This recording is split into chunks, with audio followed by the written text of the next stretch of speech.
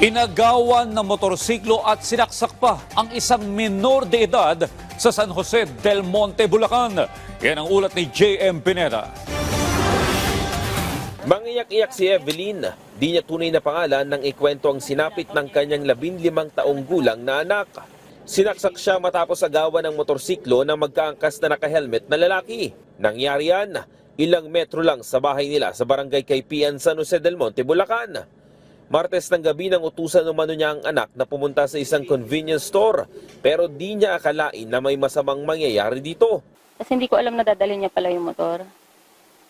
Tapos, after 10 minutes lang, tapos nandyan na nagsisigaw doon sa may gate na, Mami, tulong, nasaksak ako, na hold up ako.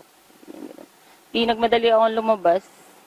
Tapos pagbukas ko ng gate, ayun, nakita ko na sapul-sapul niya na yung baywang niya. Tapos tumatagas na yung dugo. Isang malaking sugat sa baywang ang ininda ng minor de edad. Sa isang CCTV, nahagip pa ang biktima na minamanehong motorsiklo habang binabaybay ang maliit na eskinita pabalik sa kanilang bahay. Makikita rin dito na may kasunod siyang dalawang lalaking naka-helmet na tila nagmamadali. Maya-maya pa, bumaba ang angkas at dito na sapilitang inagawang motor at sinaksak ang minor de edad. Sinakyan ng isang sospek ang motor at sabay humarurot papalayo. Narinig naman sa isa pang CCTV ang paghingi ng tulong ng biktima habang tumatakbo.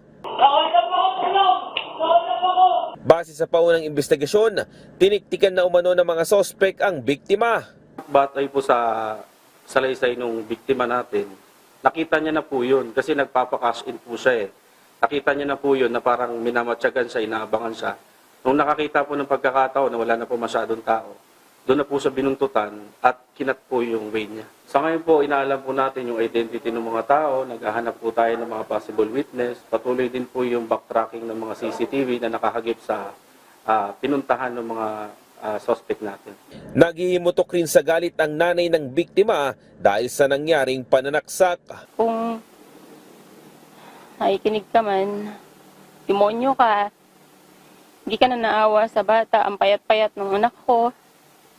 Hindi naman siya lumaban, binigay naman sa iyo yung motor. Ba't kailangan mo pang manaksak? Ba't kailangan mo pang siyang saktan? Kung anong motibo mo, ba? Sana nakakatulog ka pa. Nagpapagaling ngayon sa ospital ang biktima dahil sa saksak sa tagiliran. Maharap ang mga sospek sa mga kasong carnapping, frustrated homicide at child abuse.